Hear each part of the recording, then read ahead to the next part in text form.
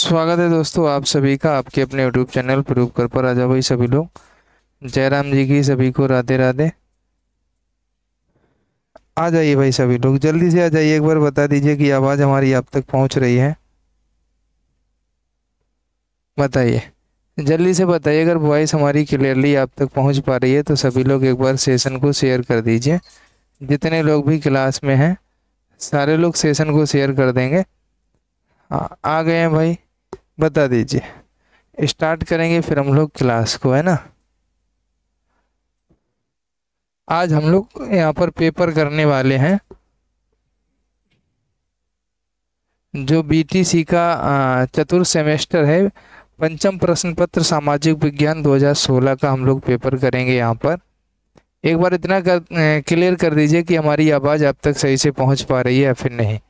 अगर हमारी आवाज़ आप तक पहुँच रही है तो फिर क्लास को हम लोग स्टार्ट करेंगे, है ना। बता दीजिए सिर्फ एक बार। राधे राधे भाई। स्टार्ट करें, समय का अभाव रहता है तो इसलिए क्लास को अभी से हम लोग स्टार्ट कर लेते हैं, ठीक है। चलो भाई, सबसे पहला प्रश्न आपके सामने सत्यार्थ प्रकाश रचना है। सत्यार्थ प्रकाश जो रचना है ये किसके द्वारा रचित है आपको ये बताना है। जरा बताओ, सभी लोग बताओ। सत्यार्थ प्रकाश रचना किसके द्वारा रचित है, सभी लोग बता दें। स्वामी दयानंद सरस्वती के द्वारा, स्वामी विवेकानंद जी के द्वारा, रामकृष्ण परमहंस जी के द्वारा, या फिर राजा राम मोहन राय के द्वारा। सत्यार्थ प्रकाश, सब कुछ क्लियर है तो सेशन शेयर कर दीजिए। जो सत्यार्थ प्रकाश है ये रचना किसके द्वारा रचित है आपको ये बताना है। बहुत अच्छा सा प्रश्न है और आपको एक दिन 2-3 दिन पहले मंजीत सर के द्वारा पढ़ाया भी ये प्रश्न गया था, वही प्रश्न है। सब कुछ ठीक है भाई सुभी जी। चलिए, तो आंसर क्या रहेगा। स्वामी दयानंद सरस्वती के द्वारा सत्यार्थ प्रकाश रचना जो है ये रचित है। स्वामी दयानंद सरस्वती ने इसको लिखा हुआ है। क्वेश्चन नंबर 2, नाना साहेब दत्तक पुत्र थे, किसके पुत्र थे नाना साहेब दत्तक पुत्र, ये बता दीजिए। अगला प्रश्न संख्या 2 है, नाना साहेब दत्तक पुत्र थे किसके, बाजीराव के थे, रानी लक्ष्मीबाई के थे, या फिर शिवाजी के थे, या फिर तात्या टोपे के थे। तो जो नाना साहेब थे आपसे कह रहा है नाना साहेब किसके दत्तक पुत्र थे ये आप बताएंगे। सारे लोग बताइए। गुड इवनिंग भाई निराली जी, गुड इवनिंग। सभी मित्रों को बहुत बहुत धन्यवाद क्लास में आने के लिए। बताइए आंसर बाजीराव। बिल्कुल सही आंसर कर रहे हैं जो लोग बाजीराव कर रहे हैं, उनका आंसर बिल्कुल सही है। नाना साहेब जो दत्तक पुत्र थे वो बाजीराव के थे, है ना। जो लोग नहीं जानते वो लोग याद रखेंगे किसके थे, बाजीराव के थे। अगले प्रश्न पे चलते हैं हम लोग। प्रश्न है, कुंवर सिंह किस राज्य के जमींदार थे, बताइए। कुंवर सिंह जो थे ये किस राज्य के जमींदार थे, बैरकपुर, विठूर, अवध के, या फिर जगदीशपुर के। तो कुंवर सिंह किस राज्य के जमींदार थे आपको ये बताना है। बताओ भाई, सही आंसर क्या रहेगा। शुभ संध्या भाई, एक बार सेशन शेयर करिए। अगर ये प्रश्न आ जाता है कि कुंवर सिंह किस राज्य के जमींदार थे तो जगदीशपुर के जमींदार थे। संविधान सभा के स्थायी अध्यक्ष कौन थे आपको ये बताना है। डॉक्टर राजेंद्र प्रसाद थे, डॉक्टर सच्चिदानंद सिन्हा थे, डॉक्टर भीमराव अम्बेडकर थे, इनमें से कोई नहीं। तो संविधान सभा के स्थायी अध्यक्ष कौन थे आपको ये बताना है। सारे लोग बता दीजिए। बताइए भाई, बताइए भाई आंसर क्या रहेगा भाई। डॉक्टर राजेंद्र प्रसाद जी जो थे ये संविधान सभा के स्थायी अध्यक्ष थे। आगे चलते हैं नेक्स्ट प्रश्न पर। अगला प्रश्न क्या है, अगला प्रश्न देखते हैं हम लोग। अगला प्रश्न हमारे सामने दिया गया है, हिंदुस्तान सामाजिक स्वाधीनता संगठन, हिंदुस्तान रिपब्लिकन एसोसिएशन का गठन किया गया, कब किया गया सभी लोग बताइए। मतलब किया गया किसके द्वारा, चंद्रशेखर आजाद द्वारा, राम प्रसाद बिस्मिल द्वारा, भगत सिंह के द्वारा, या राजगुरु के द्वारा। तो हिंदुस्तान सामाजिक स्वाधीनता संगठन, बताइए सारे लोग बताइए अगले प्रश्न का आंसर। हिंदुस्तान सामाजिक स्वाधीनता संगठन, बताइए। तो सही आंसर हाँ बिल्कुल सही है, राम प्रसाद बिस्मिल के द्वारा किया गया। अगला है, बंदी जीवन पुस्तक के लेखक थे। बंदी जीवन पुस्तक के लेखक कौन थे, भगत सिंह थे, चंद्रशेखर आजाद थे, राजगुरु थे, सतीश सचिंद्र नाथ सन्याल थे। बताइए भाई, बंदी जीवन। तो सभी लोग बताएंगे।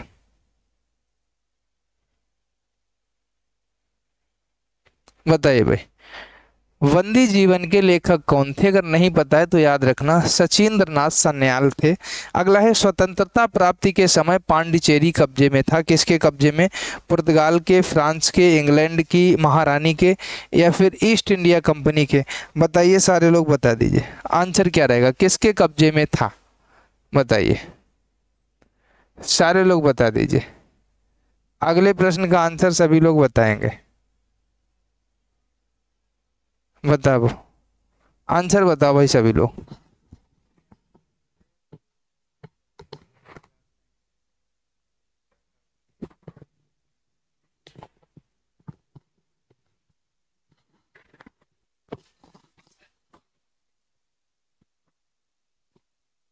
बताओ भाई, सब कुछ सही तो है, ये बताइए। आंसर करिए भाई सभी लोग। तो सही आंसर क्या रहेगा? पुर्तगाल आपका आंसर बिल्कुल सही रहेगा। क्या सही रहेगा? पुर्तगाल आपका आंसर बिल्कुल सही रहेगा। अगले प्रश्न पे चलते हैं। नेक्स्ट प्रश्न आपके सामने क्या दिया गया है, सभी लोग देखेंगे। बहुत अच्छा सा प्रश्न होगा, देखिएगा भाई। प्रश्न हमारे सामने दिया गया है, किस राज्य के कुल भौगोलिक क्षेत्र के सबसे कम भाग पर वनों का विस्तार पाया जाता है? आपके सामने प्रश्न दिया गया है, गुजरात, हरियाणा, राजस्थान, बिहार। बताइए, सारे लोग बताइए। भाई कंपटीशन का पेपर नहीं है ये। हाँ, लेकिन इम्पोर्टेंट है, अगर आप पढ़ेंगे तो कोई दिक्कत नहीं होगी आपको, है ना। आंसर क्या हो जाएगा? तो आपसे क्वेश्चन कह रहा है, किस राज्य के कुल भौगोलिक क्षेत्र के सबसे कम भाग पर वनों का विस्तार पाया जाता है? तो आंसर क्या रहेगा? हरियाणा। अगला है, देश के सर्वाधिक क्षेत्रफल पर पाए जाने वाले वन कौन से हैं? आर्द्र मानसूनी, उष्णार्द्र पतझड़, उष्णार्द्र सदाबहार वन, या फिर दलदली वन? बताइए आप लोग आंसर क्या करेंगे इस प्रश्न का, सारे लोग बता दीजिए अगला क्वेश्चन का आंसर। बताइए,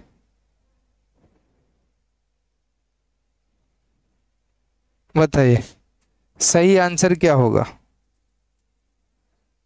तो सही आंसर होगा ऊसड़ाद्र सदाबहार वन। क्या हो जाएगा? ऊसड़ाद्र सदाबहार वन आपका आंसर हो जाएगा। ठीक है भाई, अगले प्रश्न पे चलते हैं।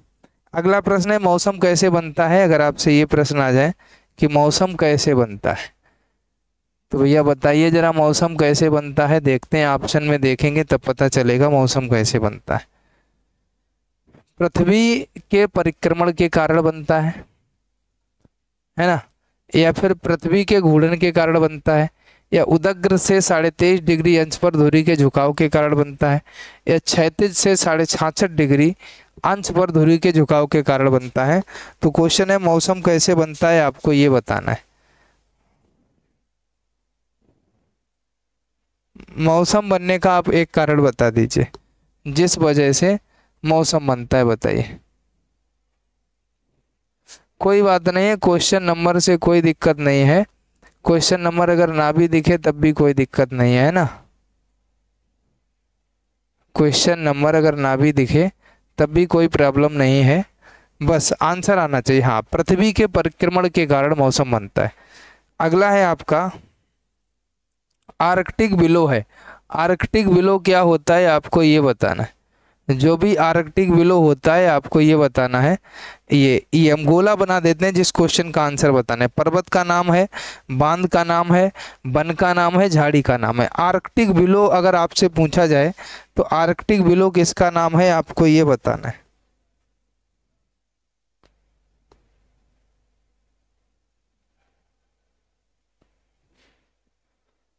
बताइए भाई, तो आंसर क्या रहेगा? आर्कटिक विलो जो है ये झाड़ी का नाम है। किसका नाम है? आर्कटिक विलो एक झाड़ी का नाम होता है। जिसको भी नहीं पता है वो लोग याद रखेंगे। अगला है, सीसी का नाम है। सीसी का नाम क्या है? सीसी जो है ये क्या है? एक प्रकार के मच्छर, एक प्रकार की मछली, एक प्रकार की मक्खी, एक प्रकार के कुत्ते का नाम। तो सीसी किसका नाम है, आपको ये बताना है, बता दीजिए। बताइए भाई, सीसी की अगर बात की जाए तो सीसी किसका नाम है, सारे लोग बता देंगे, बताओ। सारे लोग बताओ, सीसी जो है ये किसका नाम होता है? तो सही आंसर क्या रहेगा? नीम के वृक्ष की छाल से। सॉरी सॉरी सॉरी, हम नीम की क्या बताने लग गए, सीसी बताना था। एक प्रकार की मक्खी का नाम होता है सीसी। ठीक है। अगला है मलेरिया की दवा कुनैन बनाई जाती है। तो सभी को पता होगा मलेरिया की दवा जो कुनैन होता है ये किससे बनाया जाता है? आप सभी जानते होंगे जो मलेरिया की दवा कुनैन है ये किससे बनाया जाता है? हर किसी को पता होगा मलेरिया की दवा जो कुनैन है ये सिनकोना नामक वृक्ष से बनाई जाती है। किससे बनाई जाती है? सिनकोना नामक वृक्ष से बनाई जाती है। नेटवर्क इशू हो रहा है पता नहीं क्यों यार। सिनकोना नामक वृक्ष के छाल से। और बहुविकल्पी का लास्ट प्रश्न है बहुविकल्पी में, फिर इसके बाद पूरा पेपर ही हम लोग करेंगे, है ना। अगला प्रश्न क्या है बहुविकल्पी में देखते हैं। प्रश्न है हमारा, पंचशील सिद्धांत में सबसे महत्वपूर्ण है प्रादेशिक अखंडता, संप्रभुता का पारस्परिक सम्मान, अनाक्रमण, हस्तक्षेप, शांतपूर्ण सह अस्तित्व तथा समानता और पारस्परिक कार्य। बताइए, सारे लोग बता दीजिए। क्वेश्चन जो आपके सामने दिया गया है, पंचशील सिद्धांतों में सबसे महत्वपूर्ण क्या है? अगर आपसे प्रश्न आ जाए,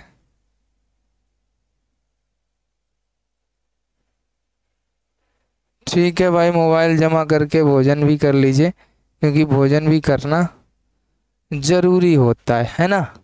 भोजन करना कैसा होता है? जरूरी होता है। तो भोजन तो कर ही लीजिए, ठीक है भाई।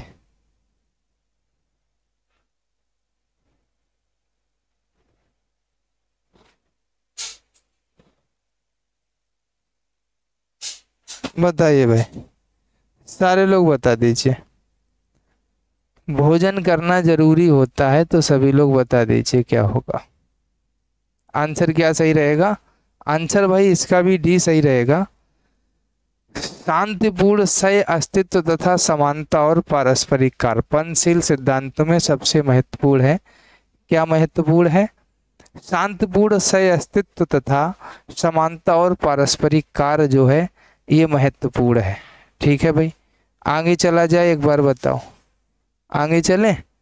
चलिए भाई, अब हम लोग कहाँ पे चलेंगे? अब हम लोग पढ़ेंगे अति लघुत्तरीय प्रश्नों को। अति लघुत्तरीय प्रश्नों में सबसे पहला जो प्रश्न आपके सामने दिया गया है, 1857 के स्वतंत्रता संग्राम के कारण अगर आपसे पूछे जाएं तो 1857 के स्वतंत्रता संग्राम के कारण क्या क्या थे, जरा आप लोग बता दीजिए। क्या क्या कारण रहे होंगे 1857 के स्वतंत्रता के, एक बार ये बताइए। सारे लोग बताइए भाई। तो देखो, ईसाई धर्म का प्रचार, जातिवाद की उपेक्षा, चर्बी लगे कारतूसों का प्रयोग, भेदभाव नीति, कुटीर उद्योग, धंधों का विनाश, ये सारे क्या थे? यही सारे के सारे 1857 ईस्वी के जो स्वतंत्रता संग्राम था इसके कारण थे। सबसे मुख्य कारण तो यही माना गया है कि चर्बी लगे कारतूसों का प्रयोग किया गया, है ना, भेदभाव किए गए नीतियों में, कुटीर उद्योग धंधों का विनाश किया गया। ये सारी चीज़ों ने किसका रूप लिया? स्वतंत्रता संग्राम का रूप लिया। आप ये कह सकते हैं कि स्वतंत्रता संग्राम के ये सारी चीज़ें कारण बने। ठीक है, आगे चलो भाई, नेक्स्ट पे चलते हैं। अगला क्या है सभी लोग देखेंगे। अगला दिया गया है आपका प्रश्न है, रानी अवंतीबाई कौन थी? देखो, रानी अवंतीबाई का नाम तो हर किसी ने सुना होगा और हर कोई जानता भी होगा। वीडियो रुक रही है, हाँ नेटवर्क इशू है थोड़ा, पता नहीं क्यों, क्या बताऊं यार। एक सेकंड रुकना, एक बार ट्राई करता हूँ, शायद सही हो जाए। एक सेकंड रुकना थोड़ा।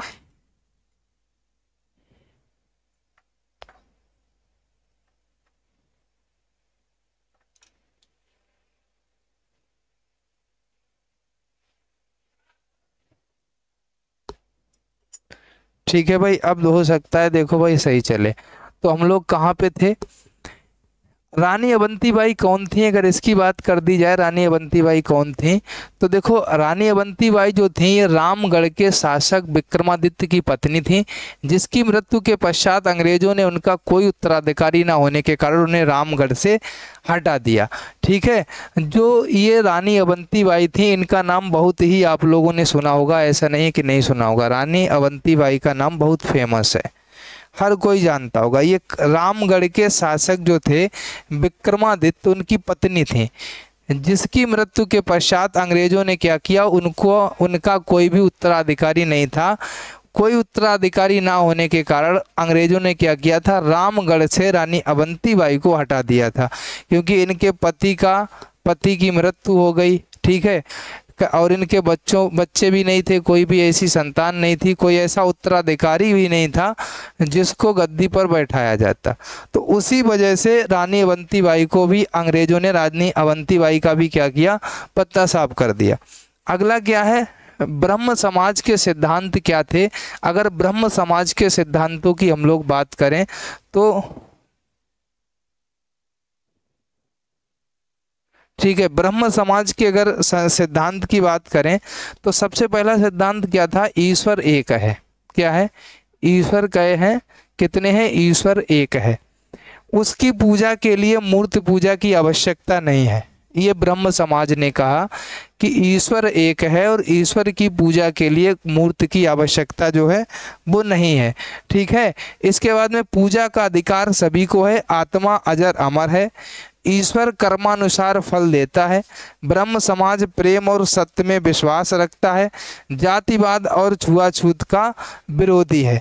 जो ब्रह्म समाज है ये जातिवाद जो लोग मनाते हैं, जो लोग जाति पात करते हैं तो उनका भी ये विरोध करता है, छुआछूत करते हैं उनका भी ये विरोध करता है ना।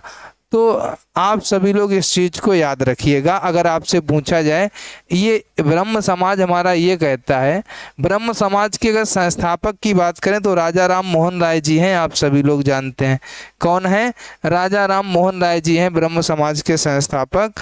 अगर आपसे पूछ लिए जाए तो आप आंसर क्या करेंगे, राजा राम मोहन राय। अगला है, श्रीमती एनी बेसेंट मूलतः कहाँ की निवासी थी, तो आपको बता दें ये आयरिश की निवासी थी। जो एनी बेसेंट थी कहाँ की निवासी थी, आयरिश की, याद रखना। नेक्स्ट है, अखिल भारतीय कांग्रेस की स्थापना कब हुई, इसकी स्थापना का श्रेय किसको दिया जाता है। अगर आपसे ये पूछा जाए तो आप लोग आंसर क्या करेंगे, अखिल भारतीय कांग्रेस की स्थापना 1885 को हुई। राष्ट्रीय उदारवादी प्रमुख नेताओं की जब हम बात करते हैं तो कौन कौन आता है, इस चीज़ को हम लोग जानने की कोशिश करेंगे। राष्ट्रीय उदारवादी आंदोलन के प्रमुख नेता जो थे, जिसमें सुरेंद्र नाथ बनर्जी थे, के मिश्रा थे और पृथ्वी चंद्र राय थे। कौन कौन थे, अगर आपसे बात कर दी जाती है राष्ट्रीय उदारवादी आंदोलन के प्रमुख नेताओं की तो सुरेंद्र नाथ बनर्जी, के मिश्रा और पृथ्वी चंद्र राय थे। ठीक है, अगला है, सविनय अवज्ञा आंदोलन के प्रमुख कार्यक्रम बताइए। कौन बताना है, सविनय अवज्ञा आंदोलन के प्रमुख कार्यक्रम बताने हैं।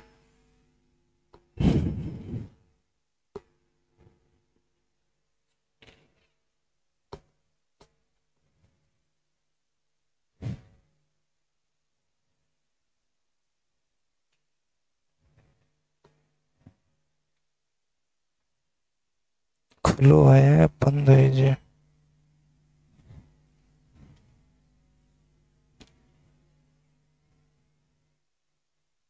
बताओ भाई। सब कुछ सही है यार, आज का दिन ही खराब है, हमें ये लगता है आज का दिन ही खराब है।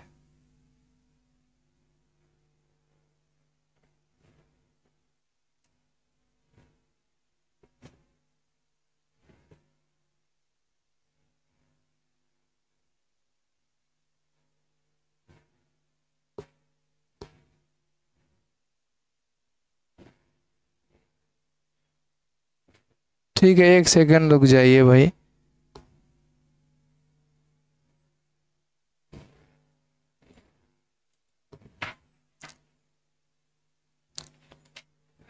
चलो भाई, एक सेकंड रुक जाइएगा, स्टार्ट करते हैं। दोबारा से लगाना पड़ेगा पीडीएफ।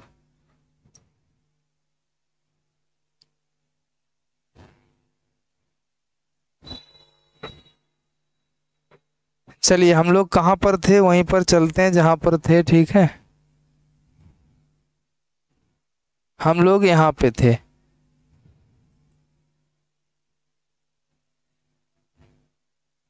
हम लोग यहाँ पे थे राष्ट्रीय उदारवादी आंदोलन के प्रमुख नेताओं पर, ठीक है।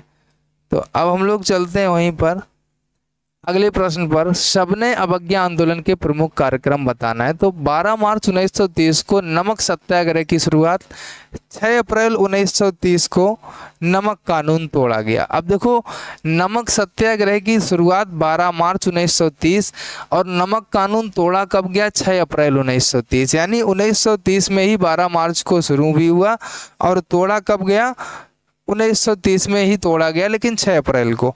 अगला है मानसून जलवायु की सबसे बड़ी विशेषता क्या है।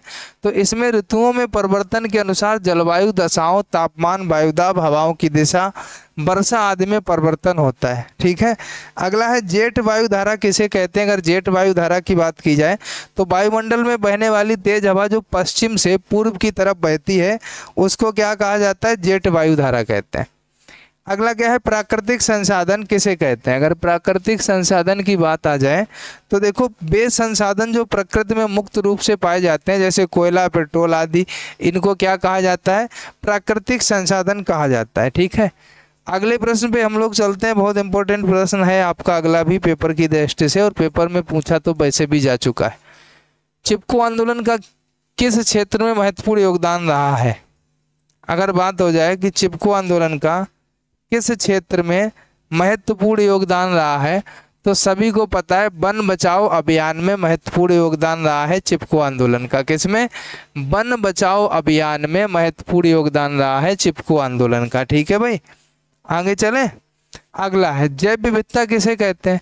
तो देखो, किसी स्थान विशेष पर पाए जाने वाली विभिन्न जंतुओं और उनकी प्रजातियों को क्या कहा जाता है, जैव विविधता। अब एक चीज आपसे और पूछी जाती है कि चिपको आंदोलन के प्रणेता कौन है। तो सुंदरलाल बोगड़ा जोशी, जिनकी अभी हाल फिलहाल में उनकी नहीं, इनकी तो पहले ही मृत्यु हो चुकी थी, लेकिन अभी हाल फिलहाल में हरित क्रांति के जनक कहे जाते हैं MS स्वामीनाथन, उनकी भी मृत्यु हो चुकी है ना।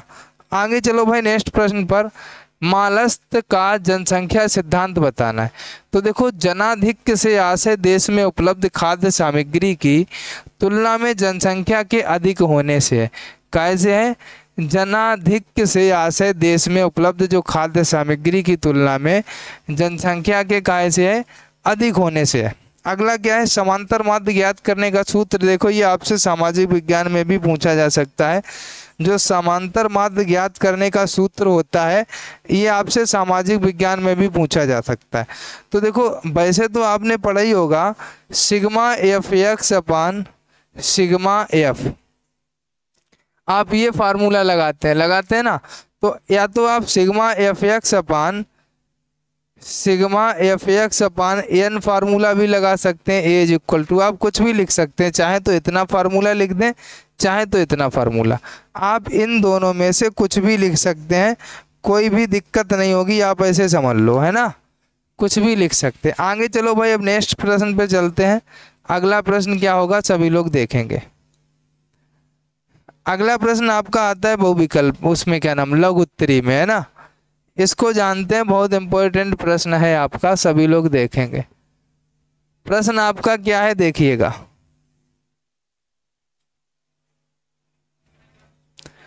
प्रश्न हमारा दिया गया है 1857 के स्वतंत्रता संग्राम का नेता बहादुर शाह जफर को क्यों घोषित किया गया, किन्हीं 4 कारणों पर प्रकाश डालिए।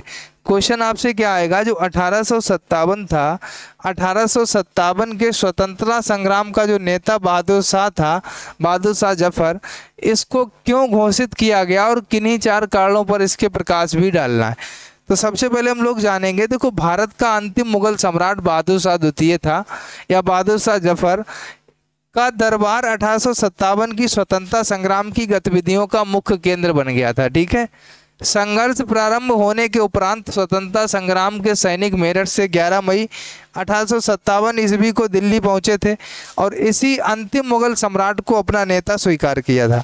बहादुर शाह द्वितीय जफर ने लगभग 3 माह तक दिल्ली को अंग्रेजों के प्रभाव से मुक्त रखा और अंग्रेजी सेनाओं को अनेक स्थानों पर पराजित किया। अंत में अल्प साधनों के कारण बहादुर शाह द्वितीय यानी जफर को पराजित होकर बंदी बनाना पड़ा।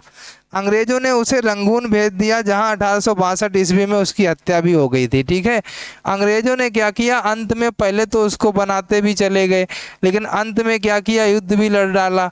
युद्ध लड़ने के बाद में उसको आप ऐसे समझ लीजिए क्या नाम, जो बहादुर शाह जफर था उसको पराजित करके बंदी बना करके रंगून भेज दिया और फिर 1862 में उसकी मृत्यु भी हो जाती है। मतलब यहाँ से ये पता चलता है कि पहले आए, लालच दिया, मिले, फिर लालच दिया कि तुमको हम ये बनाएंगे वो बनाएंगे, सब कुछ बनाया भी, अंत में फिर उसी के साथ युद्ध भी कर डाला, युद्ध में उसको हरा भी दिया, क्योंकि उसके साथ रहे, उसकी सारी कमजोरियों को जाना, और जब कमजोरियां जान जाओगे तो हराना सीधी सी बात है कि लाजिमी हो जाता है। तो हरा दिया, बंदी बना लिया और मौत के घाट उतार दिया।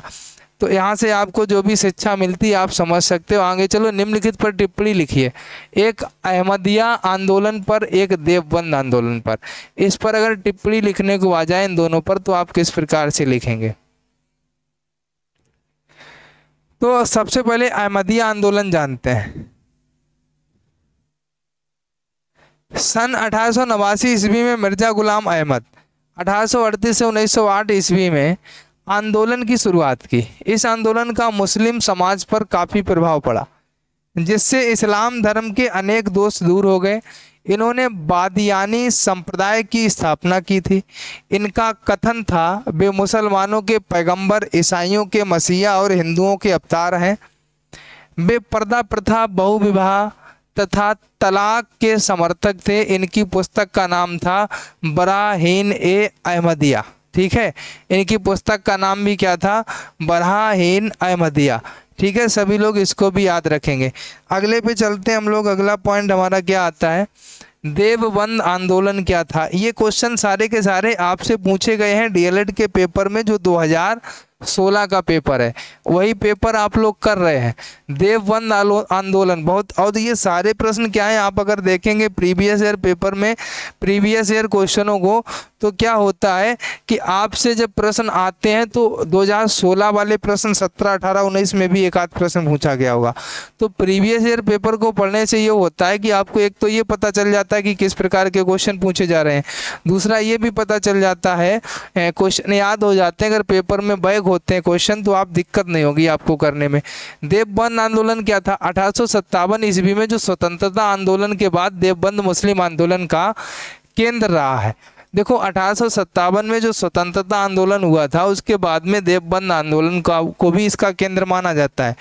एक मुस्लिम उलेमा जो प्राचीन मुस्लिम साहित्य के प्रकांड विद्वान थे, इन्होंने देवबंद आंदोलन चलाया था। उन्होंने मोहम्मद कासिम तथा रशीद अहमद गंगोही के नेतृत्व में देवबंद में शिक्षा संस्था की स्थापना की। इस आंदोलन के दो उद्देश्य थे। क्या क्या? ये था कुरान तथा हदीस की शिक्षाओं, क्या था? कुरान तथा हदीस की शिक्षाओं का प्रसार करना था। ठीक है, और क्या था? विदेशी शासकों के विरुद्ध जिहाद की भावना बनाए रखना। उन्होंने मुसलमानों को कांग्रेस में सम्मिलित होने के लिए प्रेरित किया। इसके अतिरिक्त फिर क्या किया?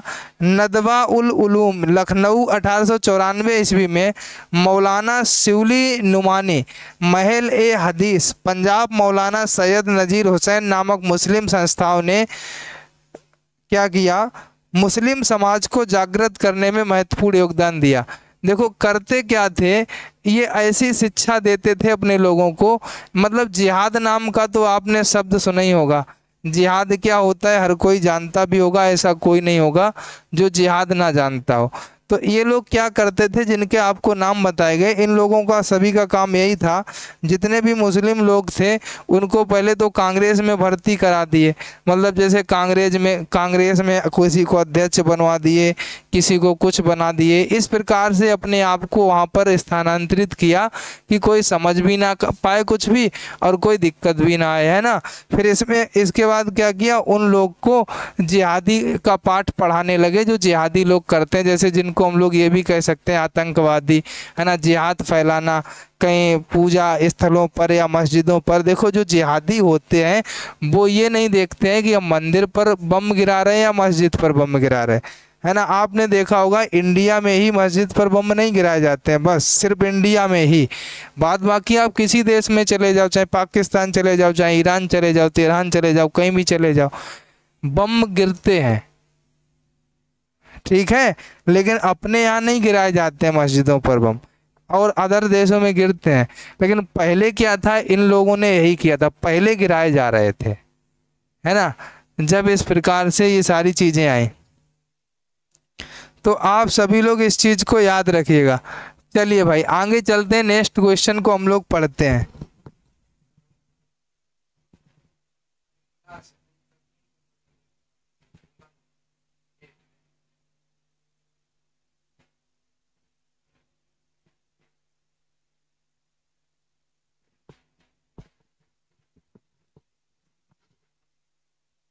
बताओ भाई आगे चला जाए।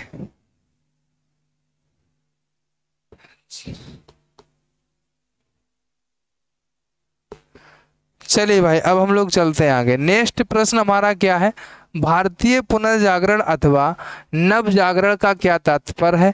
भारत में नव जागरण या पुनर्जागरण, इसकी अगर हम लोग बात करेंगे तो देखो अंग्रेजी राज के अंतर्गत भारत को एक गतिहीन, निष्प्राण, गरीब तथा गिरते हुए समाज के रूप में देखा जा रहा था, ठीक है।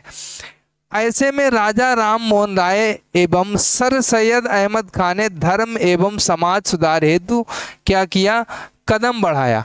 इसके साथ ही आर्य समाज, रामकृष्ण मिशन व देवबंद आंदोलन भी धर्म व समाज सुधार से ही संबंधित थे। भारत में लगभग सभी सामाजिक कुरीतियां धार्मिक मान्यताओं पर आधारित थीं, इसलिए धर्म को सुधारे बिना समाज सुधार संभव नहीं था।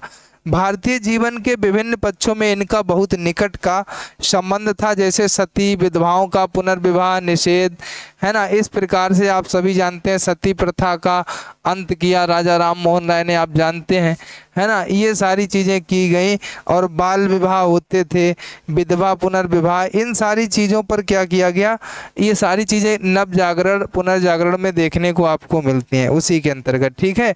इसके बाद क्या हुआ, प्रथा जैसी मान्यताएं समाप्त हुई, बिना उनका सामाजिक कल्याण संभव नहीं था।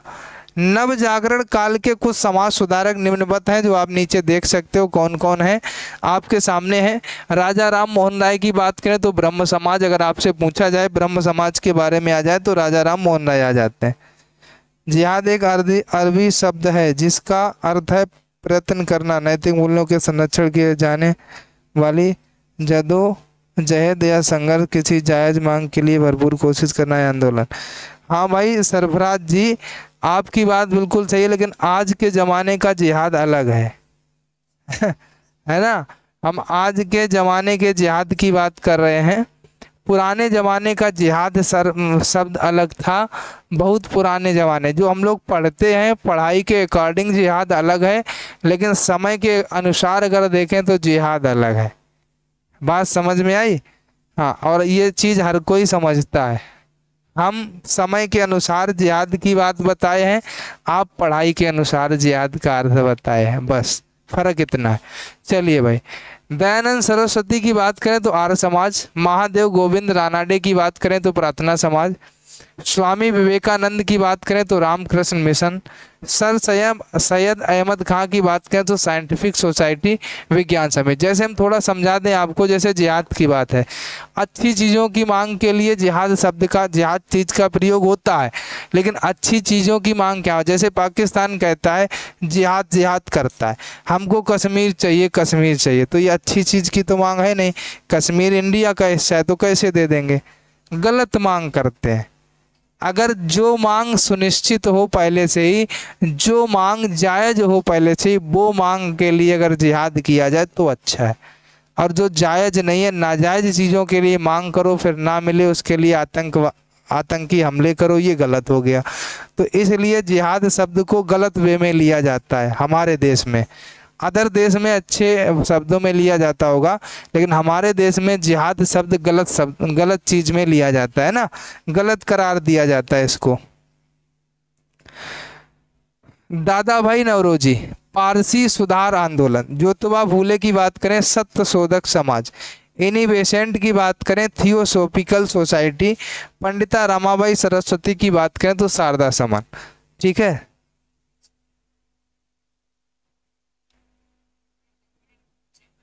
नहीं, अलग मतलब नहीं निकालना है।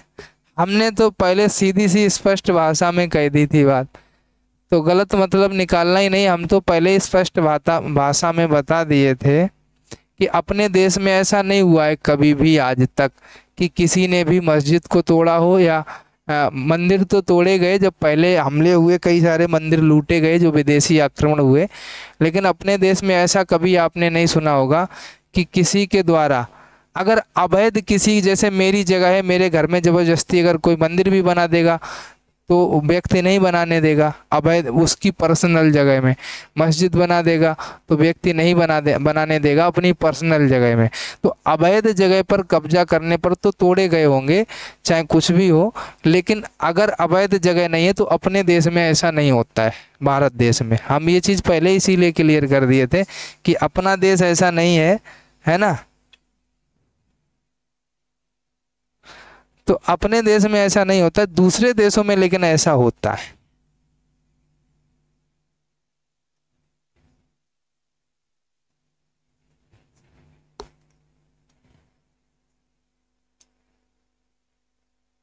चलो भाई, चलते हैं नेक्स्ट प्रश्न पर। चलो भाई, नेक्स्ट प्रश्न क्या है? भारत का मानचित्र बनाकर निम्नलिखित स्थानों के नाम सहित अंकित करना है। तो भैया भारत का मानचित्र बनाना। फिर जलवायु और मौसम में अंतर स्पष्ट करने की बात आ जाए तो देखेंगे वेदर और क्लाइमेट में अंतर क्या होता है, इस चीज को भी हम लोग जानने की कोशिश करेंगे। ठीक है भाई।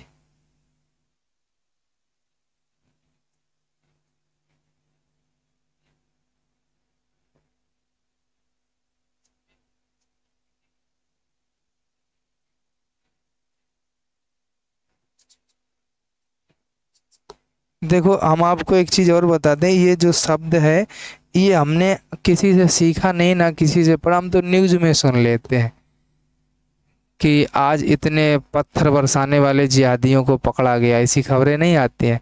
आज इतने जिहादी भारत में घुस आए और उन्होंने यहाँ पर हमला कर दिया, ऐसे सुनते हैं। तो यहाँ से हम समझ लेते हैं कि हाँ, किन के बारे में बात हो रही है, कौन से जिहादियों की बात हो रही, तो हम उस चीज़ को जानते हैं। और वैसे स्पेशल में क्या होना चाहिए इसको तो हमने कभी नहीं पढ़ा है ना, हम लोग को कभी कहीं कॉलेज में जिहाद नाम की बात या जिहाद नाम का शब्द जैसे जिन कॉलेजों में हम लोग पढ़े हैं कभी जिक्र तक नहीं किया गया इसका। ये चीज हम लोग भी जानते हैं ना। अगर कभी जिक्र हुआ हो तो आप लोग बताएं, नहीं हुआ होगा, कभी भी जिक्र ही नहीं हुआ होगा इस शब्द का, तो इसलिए नहीं पता है। लेकिन न्यूज वगैरह में सुना है तो इसलिए इतना जानते हैं कि न्यूज वगैरह में जब इस शब्द का उपयोग होता है तो किस वजह से किया जाता है, और आप लोगों ने भी सुना होगा। मौसम की बात करें तो किसी निश्चित स्थान पर दिए हुए समय की वायुमंडलीय दशा को क्या कहते हैं? मौसम कहते हैं, सभी जानते हैं। जलवायु क्या होता है? किसी स्थान पर की जलवायु को उस स्थान के लंबे समय के मौसम की दशाओं की औसत अवस्था जो होती है वो क्या कहलाती है? जलवायु कहलाती है। ठीक है भाई। अगर दूसरे पॉइंट की बात करें तो मौसम समय समय पर स्थान स्थान पर बदलता भी रहता है, आप जानते होंगे। जैसे हमारे यहाँ मौसम अलग है, उत्तर प्रदेश में मौसम अलग चल रहा है, उत्तराखंड में अलग चल रहा होगा, जम्मू कश्मीर में अलग चल रहा होगा। तो मौसम क्या होता है? बदलता रहता है। लेकिन जलवायु जो होती है ये स्थायी होती है, जलवायु नहीं बदलती है, सीधी सी बात है। अगर मौसम बदलता है तो आप याद रखना जलवायु नहीं बदलेगी। एक ही स्थान पर प्रातः का मौसम का कुछ हो सकता है तो दोपहर व शाम का मौसम कुछ हो सकता है, सभी को पता है। लेकिन जलवायु एक स्थान पर एक ही प्रकार की होती है। ठीक है, जलवायु कैसी होती है? एक ही प्रकार की।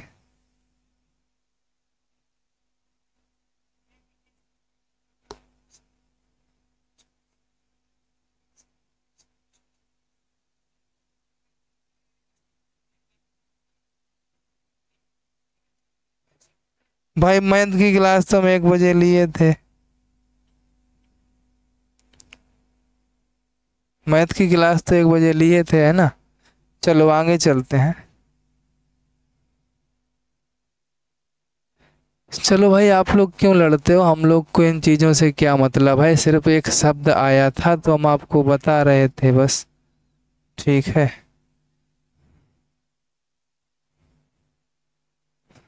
आप लोग क्यों लड़ने लगते हो? ताप, क्रम, वर्षा तथा जल, हवाएं आदि मिलकर मौसम की रचना करते हैं। इन्हीं तत्वों की लघुकाल की स्थिति को मौसम कहते हैं। अगला क्या है? जलवायु तापमान एवं वर्षा आदि कारकों पर निर्भर करती है और उन तत्वों का वर्ष भर अध्ययन करके सामान्य दशा को निकाल लिया जाता है। जलवायु और मौसम के तत्व कैसे होते हैं? समान होते हैं। ठीक है, कैसे होते हैं? समान होते हैं। हाँ भाई, सरफराज जी, वादा किया था तो वादा तो हमने पूरा किया था। वादा पूरा नहीं किया था। क्लास ली थी, 1 घंटा 10 मिनट ली थी, लेकिन क्लास तो ली थी, है ना? चलो,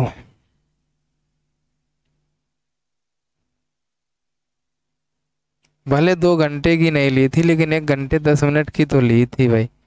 अब आप लोग नहीं आए तो हम क्या कर सकता हूँ। अगला है, उत्तर प्रदेश में पाई जाने वाली खनिज संपदाएं कौन कौन सी हैं? किन्हीं दो खनिज संपदाओं का वर्णन करना है। देखो भाई, उत्तर प्रदेश में जो खनिज संपदाएं हैं, चूना पत्थर हो गया, डोलोमाइट हो गया, राक फास्फेट, सोना, कोयला, डायमंड हो गया, कांच बालू, बॉक्साइट, तांबा कंकड़, पायरोफिलाइट, संगमरमर, इंडालसाइट, पोटाश, लवण, एस्बेस्टस, पाइराइट, सेलखड़ी, इमारती पत्थर, ये सारे पाए जाते हैं। तो आप लोग इसको भाई याद रखेंगे, है ना? अभी थोड़ा प्रॉब्लम है भाई हमें, नहीं तो कोई दिक्कत नहीं है। उतने टाइम तो हम पढ़ा ही देते हैं। एक तो पता नहीं आज यार हमारे लैपटॉप में क्या हुआ, हमारे तो यही समझ नहीं आता है। ऐसी कोई क्लास नहीं हुई होगी, नेट इशू नहीं होता है।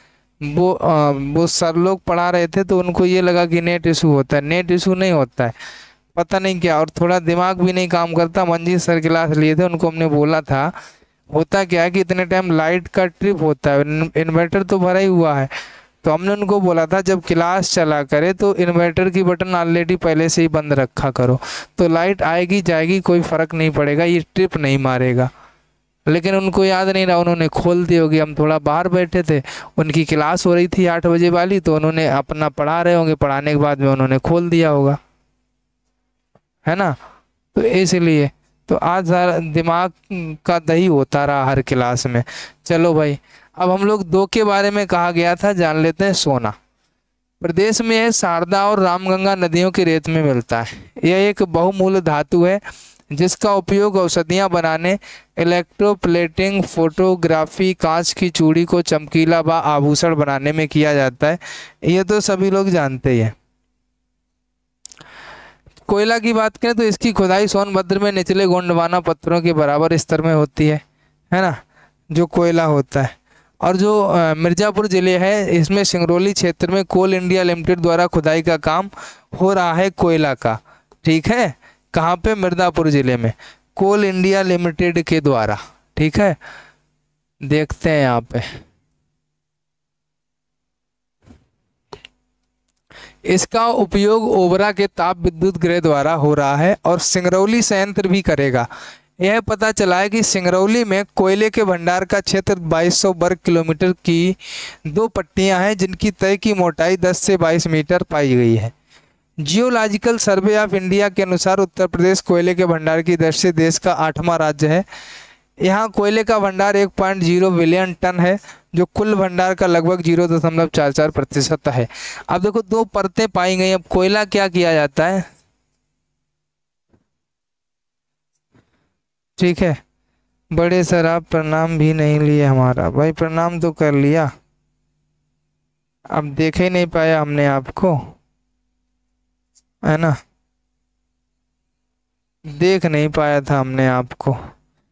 चलो, आयात निर्यात से आप क्या समझते हैं? अगर हम आयात निर्यात की बात करेंगे तो आयात निर्यात को हम लोग क्या समझते हैं भैया मेरे?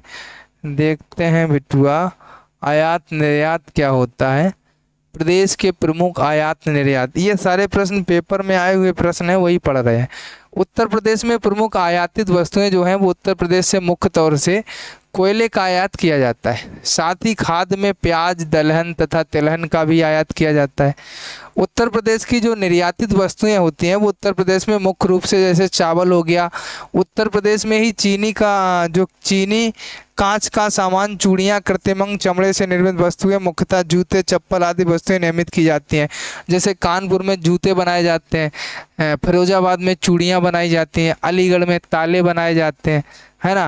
और लखीमपुर खीरी में, उत्तर प्रदेश के लखीमपुर खीरी ज़िले में चीनी का जो है मिलें लगी हुई हैं।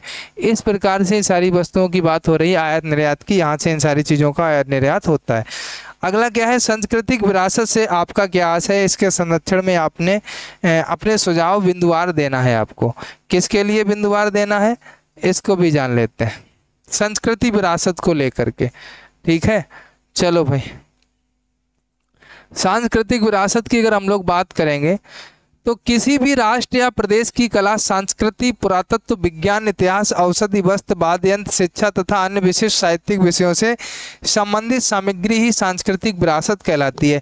जैसा कि आप बात कर रहे हैं कि आप किसी भी राष्ट्र की, प्रदेश की कला, संस्कृति, पुरातत्व, विज्ञान हो गया, इतिहास, औषधि, वस्त्र, वाद्य यंत्र, शिक्षा, जो भी साहित्यिक विषय हैं से संबंधित जो सांस्कृतिक विरासत है वो यही सांस्कृतिक विरासत यही कहलाती है।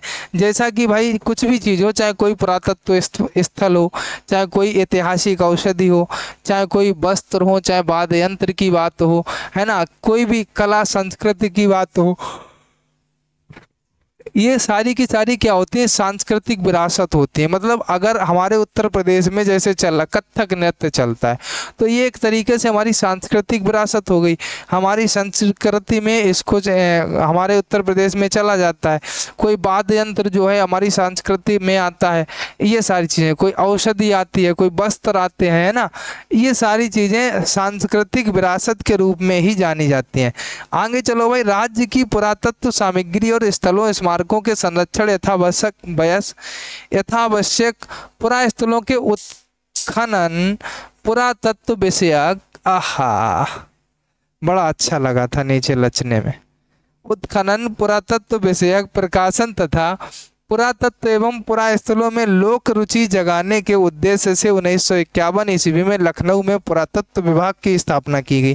कहाँ पे स्थापना की गई पुरातत्व विभाग की, तो लखनऊ में पुरातत्व विभाग की स्थापना की गई थी। ठीक है, लखनऊ से बाहर राज्य के इन जनपदों में भी पुरातत्व विभाग की क्षेत्रीय पुरातत्व इकाइयां स्थापित की गई। लखनऊ के बाहर भी कई जगहों पर जो क्षेत्रीय, जैसे होता क्या है, मतलब एक जैसे क्षेत्रीय कार्यालय बनाए जाते हैं। आजकल नेता नगरी चल रही है, जिला स्तर पर कार्यालय होते हैं, राज्य स्तर पर कार्यालय, मंडल स्तर पर कार्यालय, है ना, ऐसे होते हैं।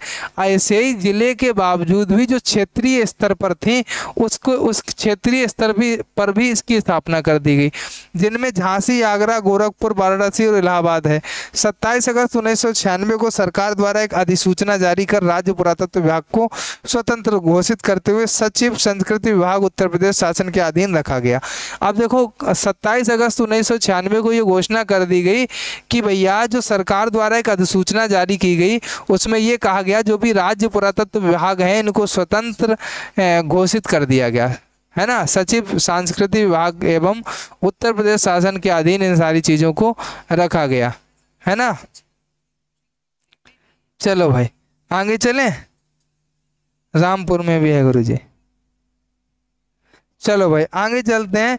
आगे इसमें क्या दिया गया उसको भी हम लोग जानते हैं। ठीक है भाई, आगे इसमें क्या है दोस्त, इसको भी जानते हैं। आगे है भाई, घोषित करने के बाद में फिर क्या होता है, संगठन द्वारा अपने उद्देश्यों की पूर्ति हेतु प्रदेश के मिर्जापुर, ललितपुर, महोबा, देवरिया जिलों में व्यापक सर्वेक्षण कराए जा रहे हैं। इन जगहों पर इसका सर्वेक्षण भी होने लगा। और उत्तर प्रदेश जो है, उत्तर प्रदेश के इतिहास की अगर हम यहाँ पर देखें, उत्तर प्रदेश में क्या हुआ, उत्तर प्रदेश के इतिहास के अल्पज्ञात पक्षों की जानकारी के लिए संगठन द्वारा मनवाडीह, सीतापुर, हुलास खेड़ा लखनऊ, जाजमऊ कानपुर में है और मूसा नगर कानपुर। ठीक है। शनिचर सुल्तानपुर में है, राजा नल का टीला नई डीही एवं भगवान ये सोनभद्र में है, मलहर चंदौली में है। इन जगह पर पुरातत्व उत्खनन करवाए गए। ठीक है, सारी चीजें।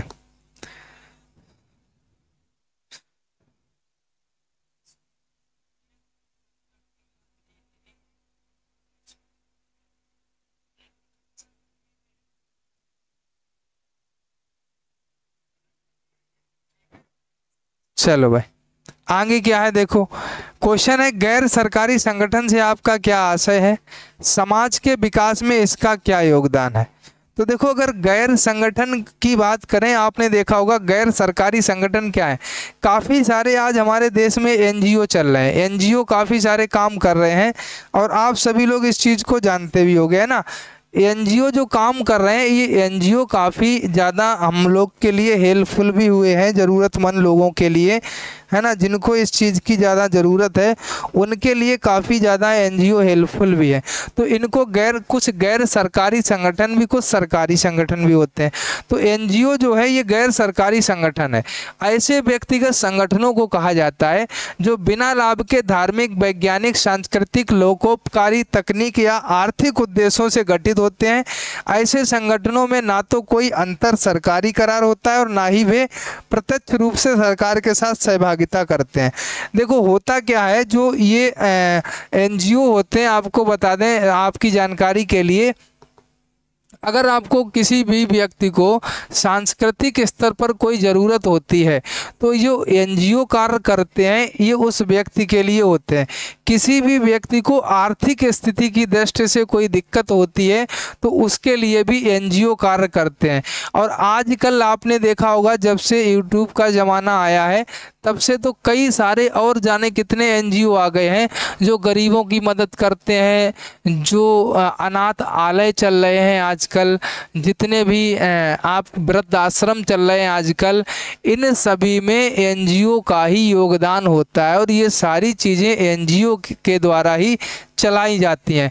तो चाहे आर्थिक दृष्टि हो, चाहे सांस्कृतिक हो, चाहे कोई विज्ञान तकनीक को लेकर के कोई बात हो, उन सारी चीज़ में ये सारे जो एनजीओ जितने भी देश में चल रहे हैं मदद करते हैं लोगों की, हम जैसे लोगों की, ज़रूरतमंद लोगों की, जो भी ज़रूरतमंद हैं।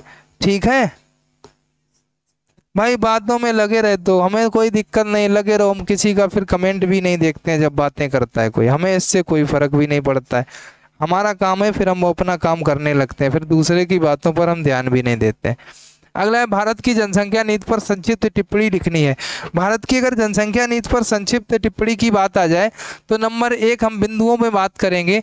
परिवार कल्याण से संबंधित चिकित्सा सेवाओं तथा पुनर्जन्म योग्य बनाने वाली सेवाओं की निःशुल्क व्यवस्था करना, माता तथा बच्चे के स्वास्थ्य संबंधी कार्यक्रम को महत्व देना, औपचारिक तथा अनौपचारिक माध्यमों के द्वारा महिलाओं के शिक्षा स्तर में सुधार लाना, लड़कों तथा लड़कियों की विवाह आयु बढ़ाकर क्रमशः 21 व 18 वर्ष करना, जनसंख्या संबंधी शिक्षा पर अधिक बल देना, जो जनसंख्या संबंधी शिक्षा है इस पर भी बल देना। ठीक है, राज्य सरकारों को दी जाने वाली केंद्रीय सहायता का 8% विशेष रूप से परिवार कल्याण कार्यों के निष्पादन तथा सफलता से संबंधित करना। परिवार कल्याण कार्यक्रम को बढ़ावा देने के लिए केंद्रीय तथा राज्य सरकारों द्वारा प्रचार माध्यमों का पूरी तरह उपयोग करना, जिनमें प्रचार दृष्टिकोण भी शामिल है। भारत सरकार तथा राज्य सरकारों के सभी मंत्रालयों व विभागों को परिवार कल्याण कार्यक्रम से संबद्ध कराना। जितने भी विभाग हैं भारत सरकार के, राज्य सरकार के, इन सभी विभागों को परिवार कल्याण से जोड़ा जाए। जनसंख्या संबंधी शिक्षा पर बल दिया जाए, मतलब ज़्यादा से ज़्यादा बल दिया जाए। राज्य जो सरकार है इनको दी जाने वाली जो केंद्रीय सहायता है इसका 8% विशेष रूप से परिवार जो कल्याण कार्य हैं उनके निष्पादन के लिए, उनकी सफलता के लिए संबंधित होना चाहिए।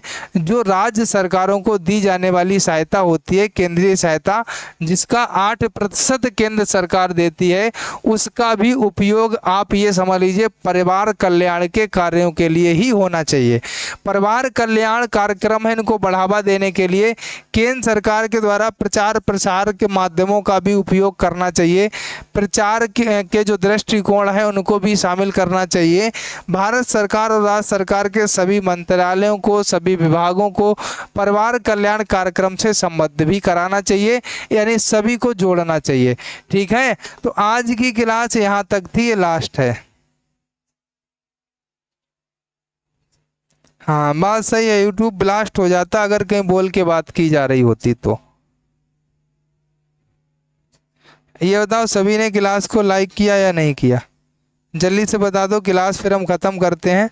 और भाई सारी क्लासों में आया करो, जिसने भी अभी तक इंग्लिश की क्लासें नहीं देखी हैं वो लोग कृपया करके इंग्लिश की क्लासें सारी देखते चलें, फिर बाद में ना कहना कि सर जी इंग्लिश की क्लास करवाओ, इंग्लिश की क्लास करवाओ या हिंदी की करवाओ।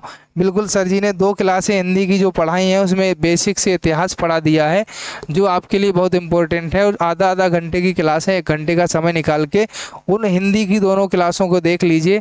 एक भी प्रश्न इतिहास से बाहर नहीं होगा, हिंदी के इतिहास से अगर एक भी प्रश्न आ गया तो। और कल से जो हिंदी की क्लास होगी वो आपके वर्णमाला से स्टार्ट होने जा रही है, शब्द से, स्वर व्यंजन से, सारी चीज़ें कल आपको पढ़ाई जाएंगी हिंदी में। इंग्लिश में अभी जो आपका चल रहा है वही चलेगा, पढ़ते रहिए। ठीक है, तो क्लास लेते रहिए अच्छे से। ठीक है, 2 अकाउंट से लाइक किया, नहीं चॉकलेट नहीं बटेगी।